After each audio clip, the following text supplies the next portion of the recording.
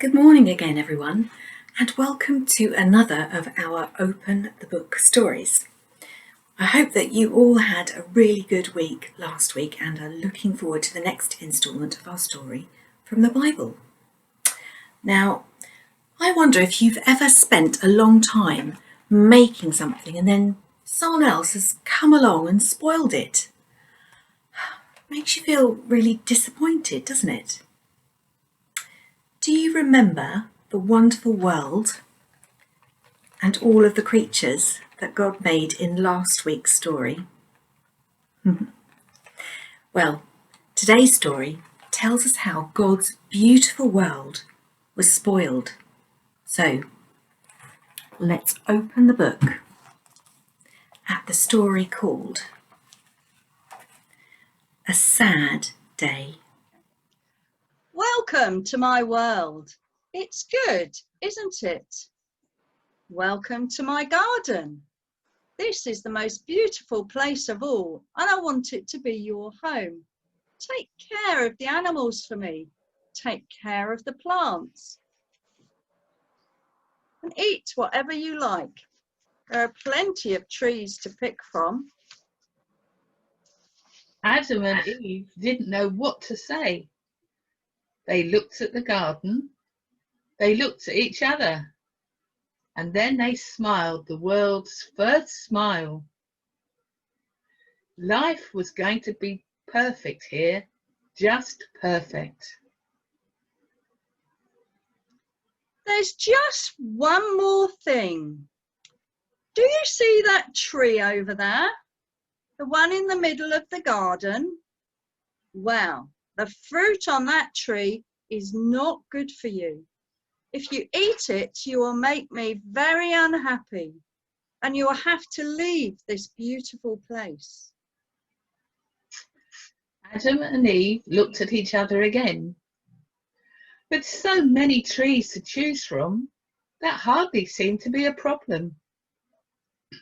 And for a long time, they were content with soft, juicy pears, sweet, thick-skinned oranges, and round, ripe melons. Then, one day, the serpent came to visit. The serpent said to Eve, "Tell me, which trees are you allowed to eat from?" Every tree, except the one in the middle of the garden, "Oh, and why is that?" because it would make God unhappy, and we would have to leave this place. Ridiculous. God does not want you to eat that fruit because he knows it will make you as clever as him. You know all about being good, but God has told you nothing about what it means to be bad. Eat the fruit and you will know all about that too. Eve thought that the fruit looked delicious. She had sometimes wondered what it would taste like. And it wasn't really fair of God to keep things from them. So she picked a piece and took a bite and gave Adam a taste as well. And right away, they discovered what it meant to do something bad.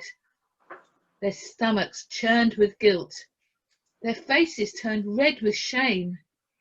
And instead of running to meet God when he visited the garden, they ran away to hide. I know what you have done. Now you will have to leave this beautiful place. Goodbye, Adam. From now on, you'll have to scratch at the earth for the food you eat. Goodbye, Eve. Your life will be hard too. And when your lives end, you'll go back to the ground from which you came. Adam and Eve looked at each other. Then they walked sadly out of the garden. They had learned what it meant to be bad, and they had changed God's good world forever. And that's the end of our story. Oh dear, that was a sad story. I wonder what will happen in God's world next week.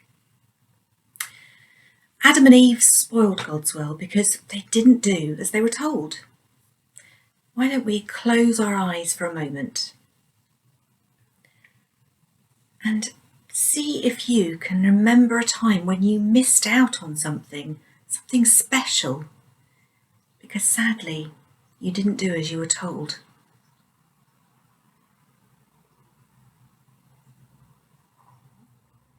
Now, I'm going to say a prayer, and if you'd like to make it your prayer, say Amen at the end after me.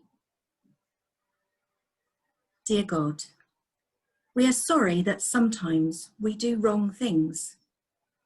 Please help us to know the difference between good and bad, and help us to choose what is right. Amen. Amen. Thank you so much, everyone. I hope you enjoyed that story. Next week, I wonder if we have a part again for you, little fella. Maybe one of your friends too. I wonder what it will be. We look forward to seeing you again next week, but in the meantime, shall we sing a song? I think he wants to sing a song. And the song we're going to sing is He'll Be There.